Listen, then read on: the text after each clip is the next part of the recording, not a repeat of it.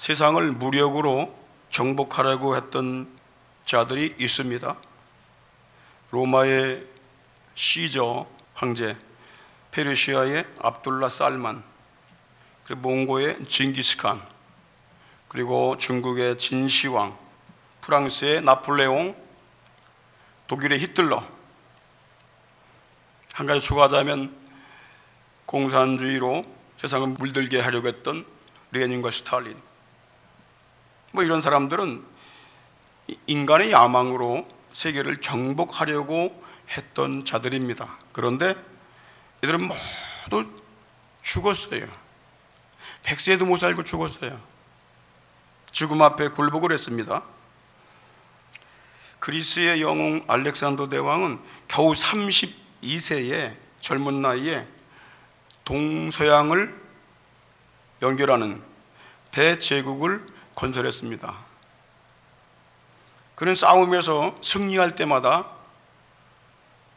내가 정복할 땅이 줄어드는구나, 더 이상 정복할 땅이 없구나, 술을 마시면서 늘 불평하며 탄식했다고 합니다. 인간의 욕망은 한이 없어요.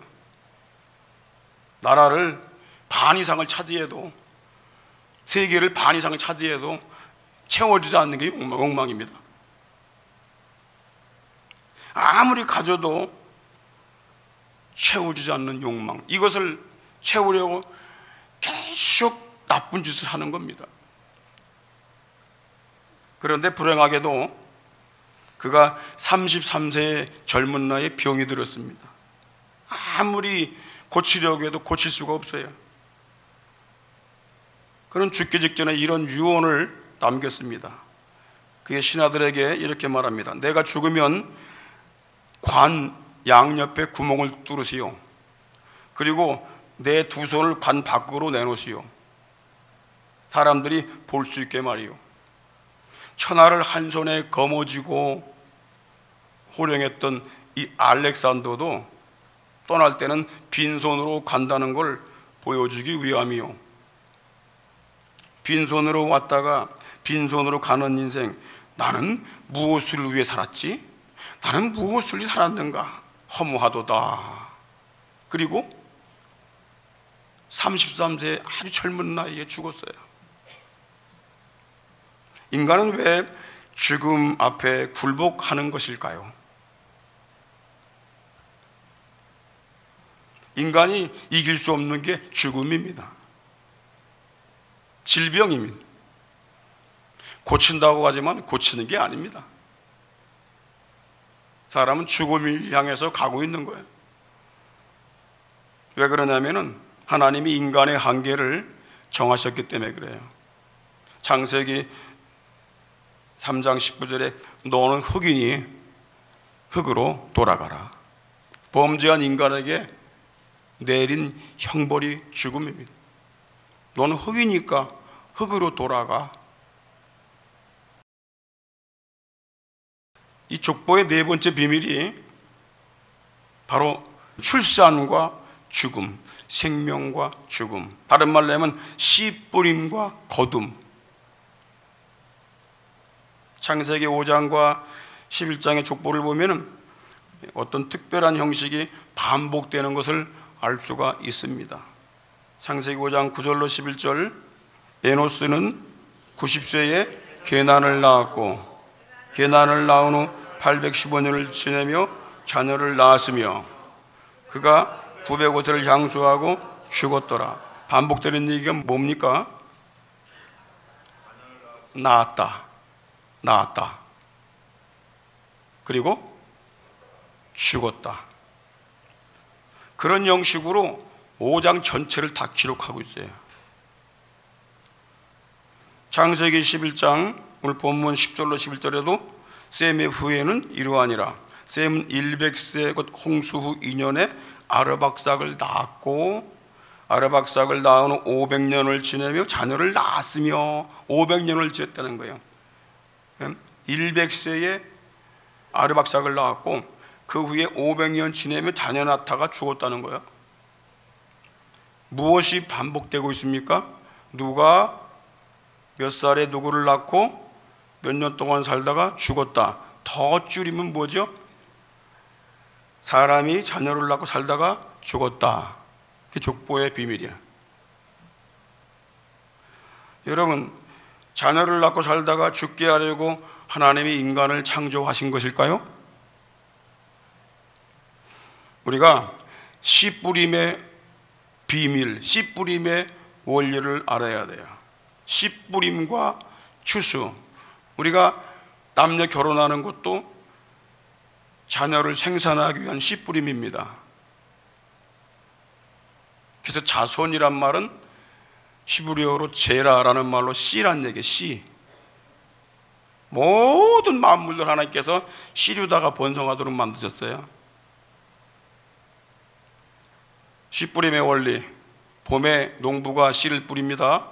가을이면 추수한 후에 어떻게 합니까? 알곡은 곡간에 들이고 쭉쟁이는 버립니다. 태워버리죠. 옛날에는 다 태웠어요.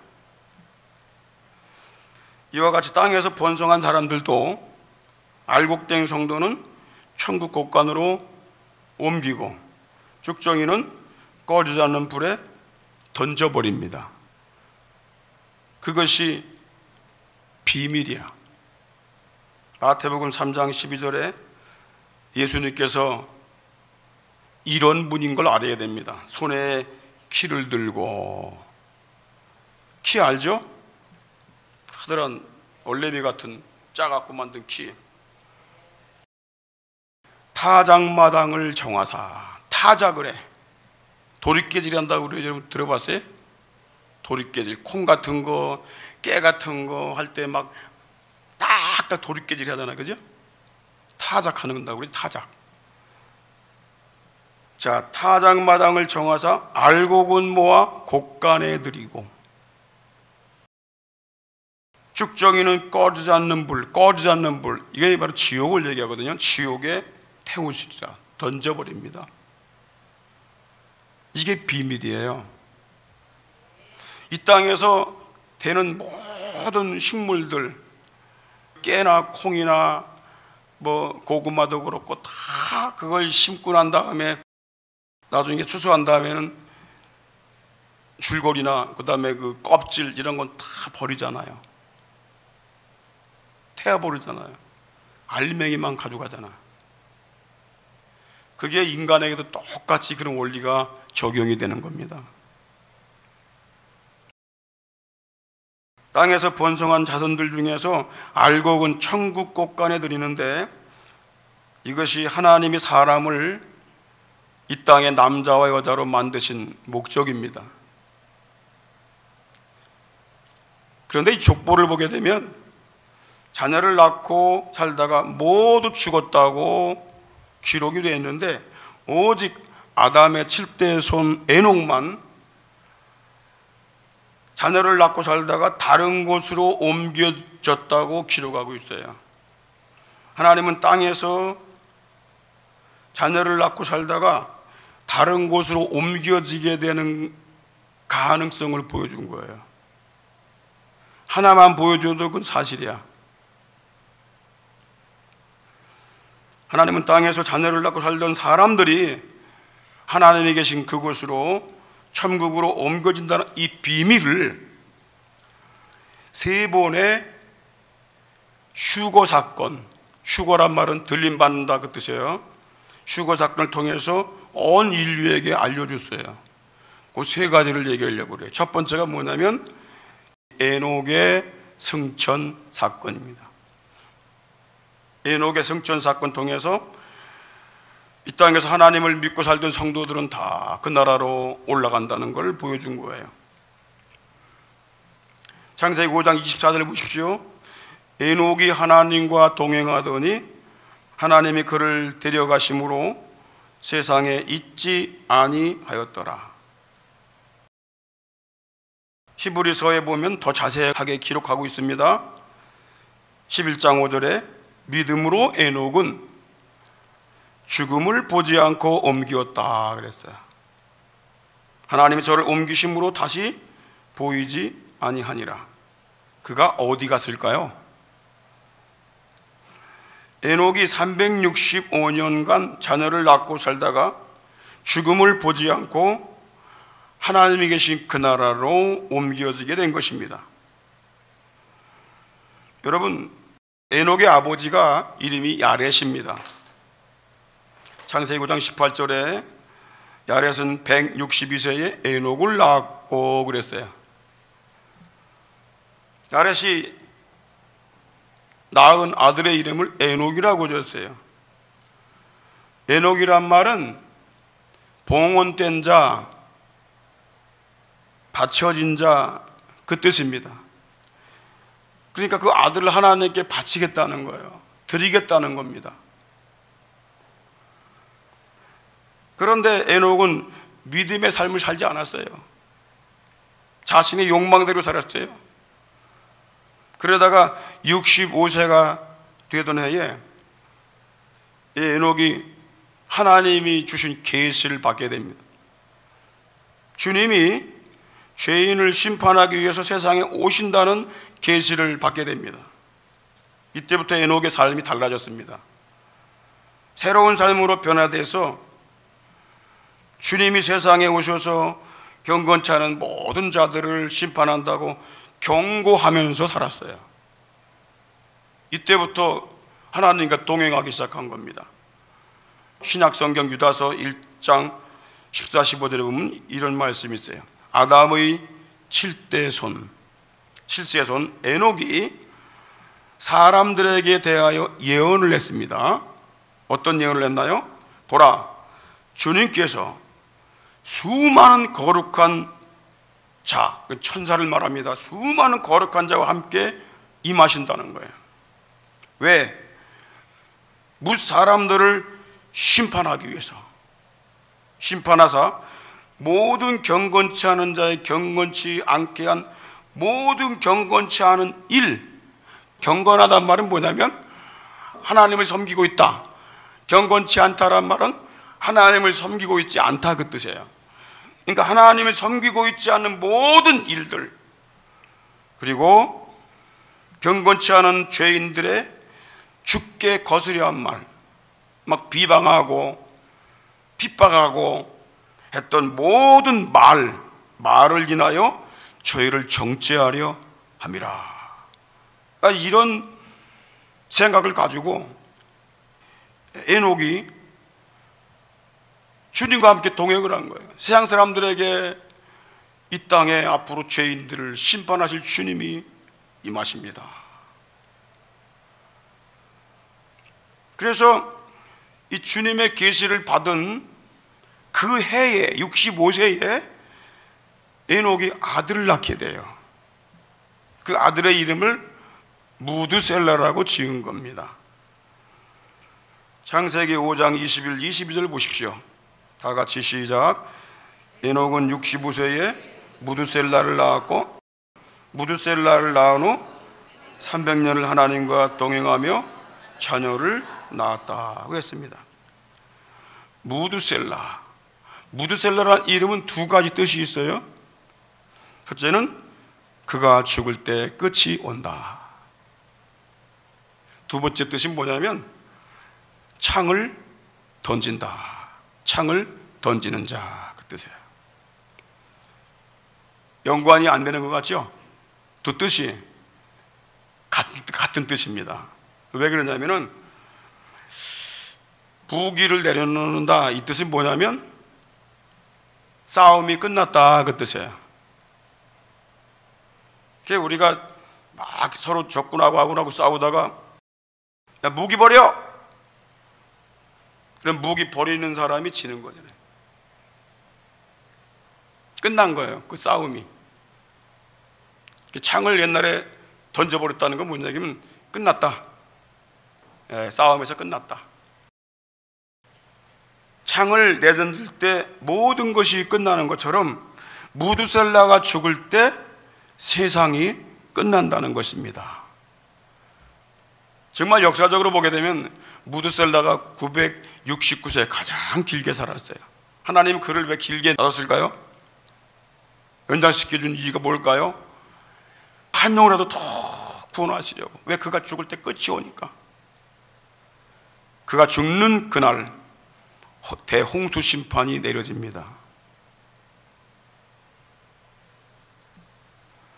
에녹은 이 아들의 이름을 무드셀라라고 부르면서 세상에 끝이 온다는 경고를 한 겁니다.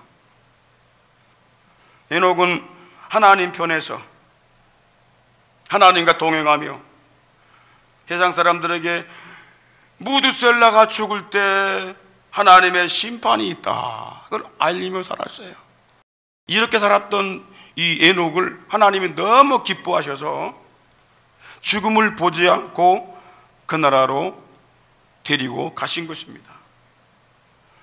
하나님과 동행하며 믿음으로 산 자는 천국으로 들어감을 보여주신 것입니다. 그 사건이 바로 에녹의 성천 사건입니다. 당시 사람들은 평균 나이가 920세입니다. 노아 홍수 이후에는 평균 나이가 305세라고 말씀드렸어요. 지금은 평균 나이가 8, 90세야. 자꾸 줄은 거죠. 당시 사람들은 평균 나이가 920년을 살았어요. 그렇기 때문에 에녹의 성천 사건을 거의 다 알고 있었어요. 죽지 않았으니까. 그들은 믿음으로 산 사람들은 하나님이 계신 곳으로 옮겨진다는 사실을 이미 알고 있었습니다. 하나님은 에녹만 그 나라로 데리고 가신 것이 아닙니다. 하나님을 믿고 살다가 죽었던 자들은 그들의 영혼을 다 낙원으로 옮기셨다고 히브리서 12장 22절로 24절에서 말씀하고 있습니다. 이스라엘 백성들이 하나님의 산으로 갔거든요. 하나님의 산을 영적으로 말하면 하나님이 계신 동산 천국을 얘기하는 거예요. 그곳에 가보니까 구약 시대에 죽었던 사람들이 거기 다 있어. 그리고 신약 시대에 죽었던 자들도 있고. 죽음은 끝나는 게 아니에요. 두 번째, 하나님께서 어떤 휴거를 보여주셨냐면요, 엘리야의 성천을 통해서 성도들이 천국으로 옮겨지게 됨을 보여주셨습니다. 홍수 심판 후에, 노아 홍수 심판 후에 노아의 세 아들로 인하여 인류가 다시 크게 번성을 했습니다. 하나님은 이 시대에 성도들이 죽으면 어디로 가는가, 이런 것들을 보여주시기 위해서 엘리야의 성천을 보게 만드십니다. 열왕기와 2장 1절 이하에 보면 이런 말씀이 있어요. 여호와께서 해리바람으로, 해리바람은 태풍을 말합니다. 폭풍으로 엘리야를 하늘에 올리고자 하실 때, 하늘, 스카이 하늘이 아닙니다. 헤븐이라고 하는 하나님이 계신 하늘을 얘기하는 거예요. 엘리야가 엘리사, 엘리사는 그의 후계자입니다.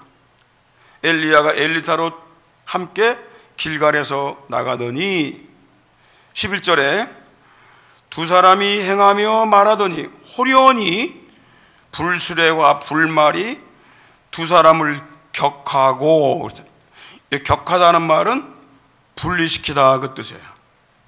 나누다 그 뜻이에요. 두 사람 중에 한 사람을 데려가야 돼. 엘리야를 데려가야 돼. 그러니까 이 두 사람 중에 한 사람 엘리야를 해오리 바람으로 싹 감싸더니 그를 데리고 올라갑니다. 그걸 엘리사가 보게 됩니다. 보고도 놀라지 않아요. 왜? 이미 알고 있었기 때문에. 알고 있었기 때문에. 우리가 보면 난리 나죠. 유튜브에 띄우고 난리 날 거야. 그죠? 당시에 살고 있던 이 선지자의 후계자들, 생도들은요, 어느 지역에 있든지 이 사실을 다 알고 있었어요. 그래서 엘리야가 성천하는 모습들을 엘리사가 봤거든요.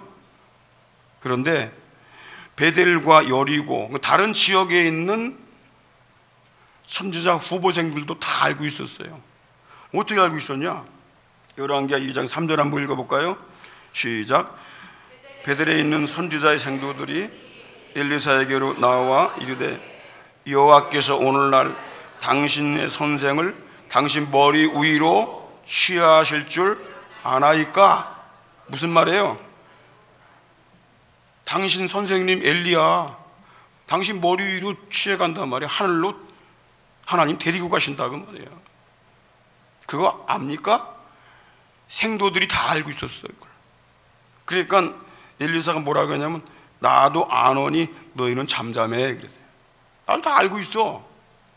자, 그리고 5절에 보니까 또 다른 지역에 여리고로 갔거든요. 여리고에 가니까 그 선지자의 생도들이 또 똑같은 얘기를 해요. 엘리사에게 나와서 여호와께서 오늘날 당신 선생을 당신 머리 위로 하늘로 취하실 줄 알고 있습니까? 엘리사가 나도 안다 잠잠하라. 무슨 얘기냐면은 그러니까 엘리야를 더 이상 따라가지 말라고 뜻이에요. 하나님이 데려가실 건데 왜 자꾸 따라가냐고. 당시 하나님을 믿는 백성들은요, 사람이 세상을 떠나면 하나님 계신 곳으로 올라가는구나 이걸 알고 있었다니까. 요즘에는 성경이 있는데 왜 더 안 믿어? 이 엘리야가 옛 세상의 에녹처럼 낙원으로 데려감을 받게 됩니다. 그러면 그가 하나님이 계신 낙원으로 갔다는 사실을 어떻게 알 수 있을까요? 다 근거가 있습니다. 오랜 세월이 흐른 후에 예수님께서 900년 전에 승천한 엘리야를 이스라엘 땅에서 만나게 됩니다. 예수님이 베드로와 요한, 야고보를 데리고 높은 산으로 올라갔어요. 거기서 기도하실 때 갑자기 예수님의 모습이 변화가 됩니다. 얼굴도 변화되고 옷도 막 하얗게 광채가 나는 옷으로 변화가 됩니다. 누가복음 9장 보시기 바랍니다. 29절 시작. 기도하실 때 용모가 변화되고 그 옷이 휘어져 광채가 났다고 그랬어요. 그걸 누가 봤습니까? 베드로와 요한, 야고보가 보게 된 거예요. 더 놀라운 게 뭐냐? 그때에 모세와 엘리야가 예수님과 대화를 나눕니다. 누가복음 9장 30, 31절 보니까 문득 두 사람이 예수와 함께 말하니 이는 모세와 엘리야라. 영광 중에 나타나서 하나님의 영광으로 이들이 나타나게 된 거예요. 장차 예수께서 예루살렘에서 별세하실 것을 말씀했다 그랬어요. 그들은 예수님이 별세할 것, 다시 말하면 예루살렘에서 돌아가실 것, 어떻게 돌아가시 예수님이? 십자가 위에서 죽게 된단 말이에요. 구약시대의 모든 선지자들은요, 예수님이 죄인들을 위해 희생양이 되실 것을 알고 또 부활할 것까지 알고 있었어요. 그리고 그걸 증거했어요. 그것이 베드로전서 1장 10절로 11절에 나오고 있습니다. 예수를 믿고 구원을 받는다는 것, 이 구원에 대하여는 너에게 임할 은혜를 예언하던 선지자들, 다시 말하면 구약의 선지자들이 연구하고 부지런히 살펴서 고난과 다시 말하면 십자가의 죽음과 후에 얻을 영광, 부활을 말합니다. 부활을 미리 증거했던 자들입니다. 그러니까 모세나 엘리야도 다 알고 있었다는 거예요. 예수님이 오셔서 그런 일을 하실 것을. 그리고 모세는 예수님보다 1450년 전에 살았던 이스라엘 지도자입니다. 그가 이스라엘 백성들을 애굽에서 인도한 후에 가나안 땅에 죽은 거 아니에요. 다른 나라 땅, 모압 땅에 죽었어. 이방인 땅에서. 신명기 34장 5절로 6절 보십시오. 여호와의 종 모세가 여호와의 말씀대로 모압 땅에서 죽어 벳부올 맞은편 모압 땅에 있는 골짜기에 장사되었고 오늘까지 그 묘를 아는 자가 없더라. 그런데 모세는 예수님이 오시기 전 1450년 전에 살다가 죽은 자였는데 그가 시간과 공간을 넘어 예수님 만나는 광경을 베드로와 요한, 야고보가 보게 된 것입니다. 엘리야는 900년 전에 승천한 자고 모세는 1450년 전에 죽었던 자입니다. 죽었던, 승천했던 하나님의 나라는 시간 개념이 없다는 거예요. 공간을 뛰어넘는다는 거예요. 죽지 않는다는 것입니다. 모세는 믿다가 죽은 자들의 대표입니다. 엘리야는 죽음을 보지 않고 올라간 자들의 대표예요. 성도들이 살았을 때 들림받아 그 나라에 갔든 죽은 후에 그 나라에 갔든 상관없이 땅에 있는 성도들과 함께 만남으로 그 나라 백성됨을 보여주신 것입니다. 마지막으로 세 번째, 우리 예수님의 승천을 통해서 마지막 세상에 성도들이 죽은 후에 또는 들림받아 천국에 간다는 것을 알려주셨어요. 우린 에녹과 엘리야처럼 죽음을 보지 않고 들림받는 경우도 있지만 대부분의 성도들은 육체에서 영혼이 분리되어 죽음의 과정을 거쳐 그 나라로 들어가게 됨을 우리가 알아야 합니다. 여러분, 성도들이 죽음을 맞이할 때 어떤 일이 벌어질까요? 누가복음 16장 22절 다 같이 시작. 이에 그 거지가 죽어 천사들에게 받들려 아브라함 품에 들어갔다 그랬어요. 이 거지는 나사로를 얘기합니다. 나사로란 말은 하나님은 나의 도움이시다 그리고 살아갔던 인물입니다. 그런데 이 거지가 죽어 천사들에게 받들려 아브라함 품, 아브라함이 누군가요? 유대인의 아버지입니다. 이스라엘의 조상입니다. 그런데 이 아브라함은 나사로보다 2000년 전에 살았던 자입니다. 그리고 175세에 죽은 이스라엘의 조상입니다. 창세기 25장 7절로 8절을 보십시오. 아브라함의 향년이 175세라. 그가 수가 높고 나이가 많아 기운이 지나여 죽어 자기 열조에게 돌아갔다. 이거 대단히 중요한 거예요. 열조란 말. 열조란 말이 뭐냐면 히브리어로 암이란 뜻인데 민족 그 뜻이에요. 백성 그 뜻이에요. 아브라함이 자기 민족에게 돌아갔다. 자기 백성에게. 하나님 나라 백성을 얘기하는 겁니다.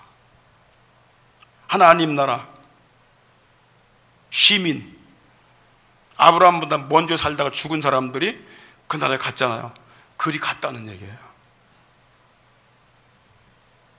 자, 그런데 그로부터 2000년 후에 거지 나사로가 죽었어요. 근데 낙원에 들어가서 2000년 전에 세상을 떠났던 아브라함을 만난 거예요. 놀랍지 않습니까? 모세나 아브라함이나 나사로처럼 땅에서 죽은 성도들이 하나님 나라에 들어가게 될 것, 그리고 에녹과 엘리야처럼 죽음을 보지 않고 변화된 몸으로 들어가야 될 것, 이 두 가지 경우를 한 번에 보여주신 사건이 바로 예수님의 죽으심과 부활, 승천 사건입니다. 우리가 예수님을 왜 붙잡아야 되는지 거기에 대한 분명한 이유를 우리가 알게 되는 것입니다. 여자의 후손으로 오신 예수님은 죄인들을 대신하여 희생양이 되셔서 십자가에 못 박혀 죽으셨습니다. 그러나 예수님은 사흘 만에 부활하심으로 그리스도 안에서 죽은 자들이 모두 살아나게 된다는 소망을 주신 겁니다. 그래서 사도 바울은 이렇게 말합니다. 빌립보 3장 20, 21절에 우리의 시민권은 하늘에 있다. 여러분의 시민권이 하늘에 있음을 믿으시기 바랍니다. 요즘에 이 땅에서 시민권 없으면 살아갈 수가 없어요. 그것처럼 우리가 하나님의 시민권이 없으면 그 나라에 들어갈 수가 없는 거예요. 그런데 예수를 믿는 자들은 다 시민권이 주어지게 됩니다. 믿음으로 에녹은, 믿음으로 아브라함은, 믿음으로 노아는, 그 앞에 항상 붙는 단어가 믿음입니다. 너희는 하나님을 믿고 나를 믿으니 염려하지 말라고 말씀하십니다. 믿음 있는 자가 이기는 거고 승리하는 것입니다. 최후 승리하는 자는 믿음 있는 자요. 우리의 시민권은 어디에 있다고요? 하늘에 있는지라. 거기로부터 구원하는 자, 주 예수 그리스도를 기다린다는 거예요. 우리가 지금. 그럼 그가 오실 때 어떤 일이 벌어집니까? 우리 낮은 몸은 뭐예요? 죽을 몸, 썩을 몸, 현재 육체를 가진 몸, 이 낮은 몸을 자기 영광의 몸의 형체와 같이 변케 하시리라. 이 사실을 믿으십니까? 할렐루야. 부활하신 예수님이 천국으로 올라가신 이 사건은 인류에게 마지막으로 보여주신 최대의 사건입니다. 부활 승천한 건 인류에게 마지막 때 보여주신 최대의 사건. 우리 예수님은 역사와 시간의 주인이십니다. 창조와 끝이십니다. 처음과 나중이시고요, 종결자십니다. 시작자이시고 종결자이시고. 요한계시록 22장 13절에 보십시오. 나는 알파와 오메가다. 처음과 나중이다. 시작과 끝이다. 생명과 죽음이다. 그걸 주관하시는 분이 우리 예수님. 그걸 증명한 사건이 십자가의 죽으심과 부활과 승천 사건입니다. 여러분, 고린도 교회 교인들은요, 처음에는 예수님의 부활과 성천을 믿고 열심을 내었어요. 열심히 예배드리고, 매일 모여 예배드리고, 열심히 전도하고, 열심히 신앙생활하고, 은사 때문에 막 말썽이 일어날 정도로 그렇게 열심히 가셨던 교회가 고린도 교회예요. 그런데 고린도 교회에 문제가 생기기 시작했어요. 죄도 짓고 뭐 이런 일도 하고 막 그런 일이 생겼지만은 제일 큰 문제가 뭐냐면 예수님의 부활을 안 믿기 시작했어요. 의심하기 시작했어요. 그리고 우리 인간의 부활도 의심하기 시작했어요.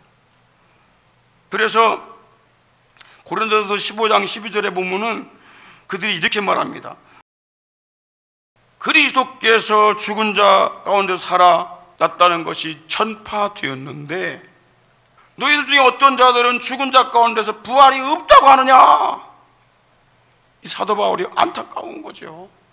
처음에 전도할 때는 잘 받아들여갖고 믿음을 갖고 열심을 내는데 의심이 가기 시작하니까, 예수님의 부활을 의심하니까 다 무너져 버렸어요. 예수님이 생명의 주인, 역사의 주인, 죽음을 이기신 분이라는 게 의심이 되면은 다 무너져 버리는 거예요. 다른 종교와 다를 게 없어요. 그 의심이 확장이 되니까, 심지어 뭐까지 의심이 되냐, 이제 우리도 죽으면 끝난다. 고린도전서 15장 35절 보십시오. 누가 묻기를 야, 죽은 자들이 어떻게 다시 살아나냐? 그리고 어떠한 몸은 다시 사냐? 내 죽는 거 보니까 불에 탄 사람들은 다 재만 남는데 어떻게 다시 사냐? 아, 이런 의심을 갖기 시작했어요. 여러분, 예수님께서는 별로 화를 안 내셨어요. 근데 화내는 경우가 예수님이 한 2번 계셨어. 첫째는 아버지의 집인 성전을 갖다가 더럽혔을 때, 성전을 갖다가 사고 파는 장사하는 집으로 만들었을 때 예수님께서는 너무 화가 나갖고 상을 다 들러엎고 완전히 박살내버렸어요. 또 한 경우는 언제냐면은 제자들이 그렇게 이야기해가지고 그렇게 증거를 많이 보여줘도 안 믿을 때요. 의심 가질 때. 그때 예수님께서 무섭게 책망했어요. 혼나야 됩니다. 안 믿는 사람들은 혼나야 돼. 정신 차려 그래요. 여러분, 마가복음 16장 14절을 보십시오. 다 함께 한번 읽어볼까요? 시작. 그 후에 11 제자가 음식 먹을 때에 예수께서 저에게 나타나사 저의 믿음 없는 것과 마음이 완악한 것을 꾸짖으시니, 꾸짖었다 그 말이야. 꾸짖었어. 혼내킨 거예요. 왜? 이는 자기의 살아난 것을 본 자들의 말을 믿지 아니함일러라. 예수님 모습, 부활한 모습을 본 사람들이 우리가 예수님 봤어, 만났어, 안 믿는 거야. 도무지 안 믿어. 그러니까 예수님께서 마지막에 나타나서 갖고 그들 꾸짖으면서 야, 여기 손 봐, 손 봐. 못 자고 손 넣어봐. 그러니까 이들이 야, 유료인가 보다. 야, 여기 먹을 거 있냐? 생선을 드리니까 생선을 드셨어. 나는 살과 뼈가 있어. 영은 없지만 난 있어. 부활한 몸인데 아주 신령한 몸이야. 살과 뼈가 있는 신령한 몸. 그래서 의심을 갖는 고린도 교인들에게 바울이 뭐라고 그러냐면은 이렇게 얘기하는 거예요. 고린도전서 15장 5절에 보니까 죽음에서 부활하신 예수님을 그의 제자들이 봤다. 12명의 제자들이 다 도망갔다가 다시 그 예수님을 위해 순교를 합니다. 왜 순교했어요? 봤기 때문에. 그리고 500여 명이 일시에 보는 앞에서 승천했다고 증언합니다. 마가복음 16장 19절. 이 말씀을 마치고 하늘로 올리우사 하나님 우편에 앉으시니라. 그리고 사도행전 1장 9절에 보니까 이 말씀 마치시고 저의 보는 데서 올리워 가시니 구름이 저를 가리워 보이지 않더라. 이게 사기친 말이고 거짓말이면 여기다 써놓고 계속 사람들이 여러분들 갖고 다니면서 수천 년간 이 말씀 읽습니까? 그런데 고린도전서 15장 6절에 보니까 500여 명이 일시에 봤다고 그랬어요. 500의 형제에게 일시에 보였다. 그리고 고린도전서 15장 8절에 보니까 예수를 그렇게 핍박했던 바울 자신도 그 부활한 주님을 만났다고 증언하는 거예요. 맨 마지막에 만삭되지 못하여 난자 같은 내게도 보였다. 자기를 갖다가 덜 떨어진 사람이라고 여긴 거예요. 왜? 무지한 가운데 예수님 믿는 자들 그렇게 핍박하고 스데반을 막 죽이고 그랬던 자였거든요. 그가 예수님 담에색에서 만난 다음에 확 바뀌어버렸어요.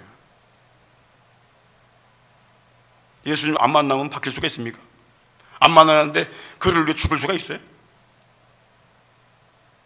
동네에서 한 명이 호랑이를 봤어도 호랑이는 있는 거야. 없는 게 아니야. 한 명이 봤다고 호랑이가 없습니까? 한 명이 어디 산에 올라가다 친구들하고 올라가다가 시뻘건 독사를 봤어. 그러면 야, 여기 독사 있어. 근데 어디 보니까 뭐 숨은 거 없어. 야, 이 거짓말 시키지 마라. 그럴 수도 있지만은 안 보인다고 없는 거야. 그때부터는 그 친구들이 조심하면서 갑니다. 왜? 독사 나올까 봐. 이제 그거 알아야 돼요. 예수님의 부활과 성천은 수백 명이 일시에 보았고 그를 만난 수십억의 인구가 지금도 믿음을 갖고 살고 있는 것입니다. 바울은 이 씨 뿌리고 거두는 원리, 이 비밀로 부활하여 승천하게 될 우리 신령한 몸을 설명을 해주고 있습니다. 고린도전서 15장 36절 38절 보십시오. 어리석은 자여, 사도 바울이 의심을 갖는 고린도 교인들에게 뭐라고 말합니까? 어리석은 자여, 바보 같은 자여. 그러니까 의심을 자꾸 갖고 믿음을 자꾸 못 가는 사람들은 그 바보 같아서 그래. 여러분은 바보가 되지 않기를 바랍니다. 할렐루야. 주님께서 바보 같다고 그러셔. 멍청하다고 그러셔. 다 보여줬는데도 못 믿으니까. 어리석은 자여, 너의 뿌리는 씨가, 그 땅에 뿌려지는 씨가 죽지 않으면 살아나지 못하겠군. 죽잖아. 여러분, 씨를 갖다 호박씨 땅에 뿌리면 그대로 있어요? 썩어요? 썩어야 사는 거야. 죽어야 사는 거야. 이게 비밀이란 말이야. 그리고 너의 뿌리는 것은, 그 씨는 장래 형체를 뿌리는 게 아니라는 거야. 씨, 그냥 요 씨 할갱이 하나 뿌리는 거지 형체를 뿌리는 게 아니라는 거야. 다만 밀이나 다른 곳에 알갱이 하나 뿌리는데, 하나, 알갱이 하나를 뿌리는 거야, 땅에다.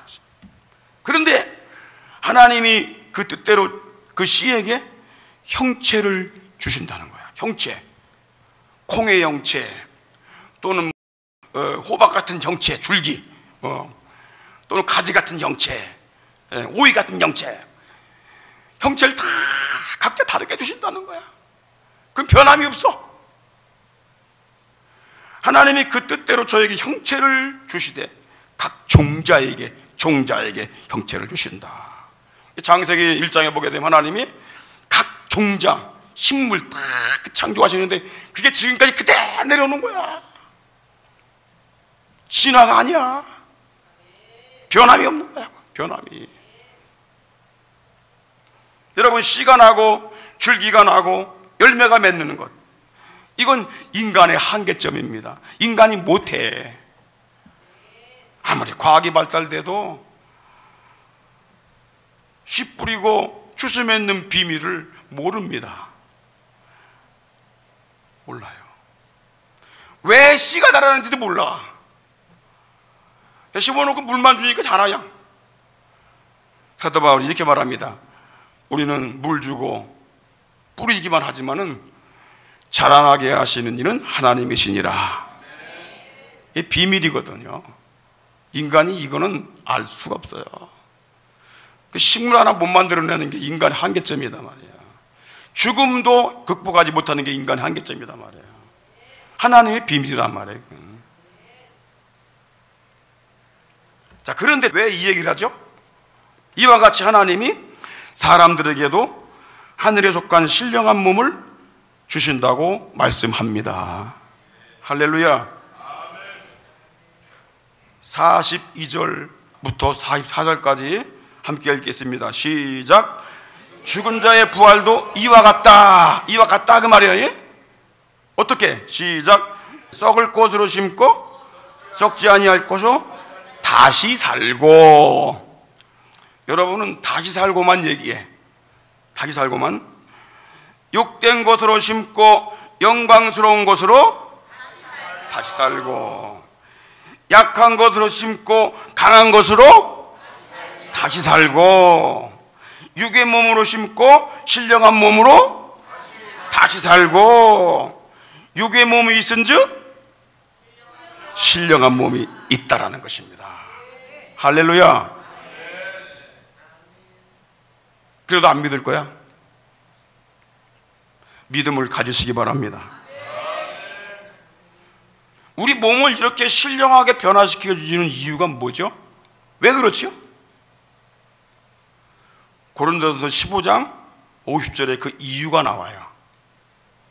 혈과 육은, 육체를 가진 몸은 하나님 나라를 유업으로 받을 수 없고, 또 썩은 것은 썩지 않을 것을 유업으로 받지 못하느니라. 다시 말하면 이 썩을 육체, 흙으로 만들어진 육체는 영원한 하나님 나라에 가게 만들어도 못 산다는 거야. 차원이 다르기 때문에. 그래서 썩지 않은 몸, 죽지 않는 몸, 신령한 몸, 주님과 같은 부활한 몸, 그 몸으로 변화를 시켜주시는 것입니다. 할렐루야. 이게 바로 비밀입니다. 믿는 자에게만 알려진 비밀. 고린도전서 15장 51, 52 다 같이 읽겠습니다. 시작. 보라, 내가 너에게 비밀을 말한다. 우리가 다 잠잘 것이 아니요 죽을 것이 아니요 마지막 나팔의 순식간에 다 변화하리니 나팔 소리가 나매 죽은 자들이 썩지 아니할 것으로 다시 살고 우리도 변화하리라. 할렐루야. 따라합시다. 내 몸이 들림 받는다. 내 몸이 변화가 된다. 믿으시기 바랍니다. 우리가 왜 예수님만 믿고 섬겨야 하는가? 사람의 생명과 죽음과 부활과 승천과 천국 입성, 이 모든 비밀이 예수 그리스도 안에 있기 때문입니다. 할렐루야. 이 놀라운 비밀을 알고 있는 D.L. 무디가 놀라운 유언을 했습니다. 이렇게 말합니다. 여보, 자기 아내를 부르는 거지요. 여보, 당신은 정말 좋은 아내였소. 내가 먼저 가오리다. 오 영광이로다. 이 땅은 물러가고 하늘나라가 내 앞에 열리고 있구나. 나는 끝내 승리하였구나. 오늘은 내가 면류관을 쓰는 날이로구나. 나는 수십 년 동안 이 면류관을 쓰려고 얼마나 기대했던가. 오, 죽음이 이렇게 황홀하고 기쁜데 누가 죽음이 싫다고 했던가. 아름답고 너무나 황홀한 하늘문이 열리고 있구나. 저곳에는 어두운 그림자가 하나도 없구나. 하나님이 나를 지금 부리고 계시네. 이제 그만 가야겠어. 그리고 기쁜 마음으로 그 나라에 들어가게 된 것입니다. 여러분, 한 말씀만 하고 마칩니다. 이원영 씨라는 사람이 백조의 노래 그리고 소쩍새의 울음이란 1권, 2권, 유언이란 책을 썼어요. 이 책은 세계를 움직였던 220명의 사람들이 죽는 순간에 어떻게 죽었나, 그거를 기록한 책이야. 그 220명 중에는 독재자도 있고 악인도 있고 무신론자도 있고 악한 사상가도 있고 유명한 철학자도 있고 교육가도 있고 음악과 예술과 다 있고 또 하나님을 믿고 살았던 우인들도 있습니다. 그런데 그 유명한 사람들이니까 다 그들이 남긴 책이 있을 거 아니야.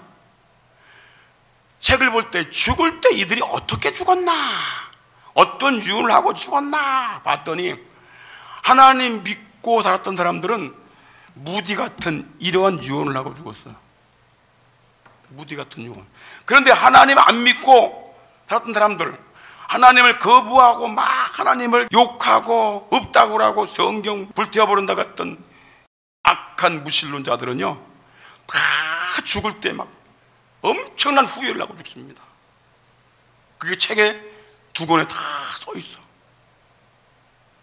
여러분, 이래도 여러분들은 하나님을 안 믿고 살 자신이 있어요?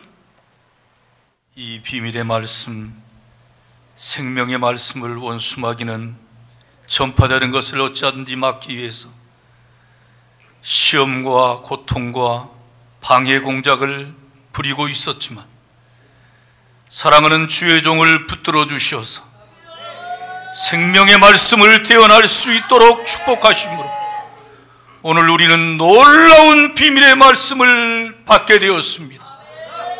주님께 영광과 존귀와 찬양을 올려드립니다.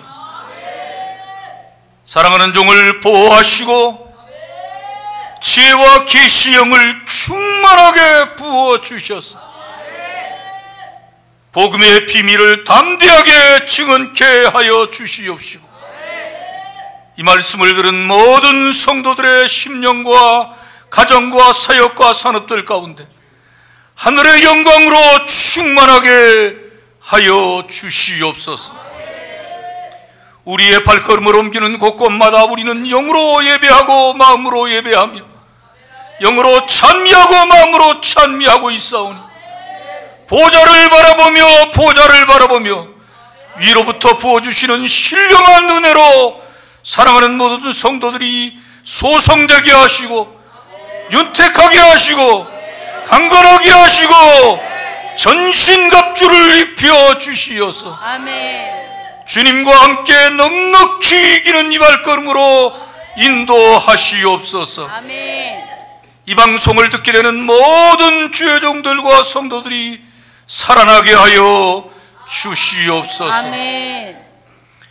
지금은 우리 구주 예수 그리스도의 그 신은혜와 하나님 우리 아버지의 극진하신 사랑하심과 성령님의 감동 감화 충만 교통하심이 사랑하는 우리 대신의 가족들 심령 가정 사역과 산업들 위에와 이 땅에 주의 피로 사신 모든 교회들 위에와 전 세계 복음 전선에 파송받아 피 묻은 십자가의 복음을 증거하면서 다시 오실 주님의 길을 간절히 사모하며 예비하고 있는 모든 우리 동역자 선교사님들을 위해 이제로부터 영원토록 함께 있을지어다. 아멘.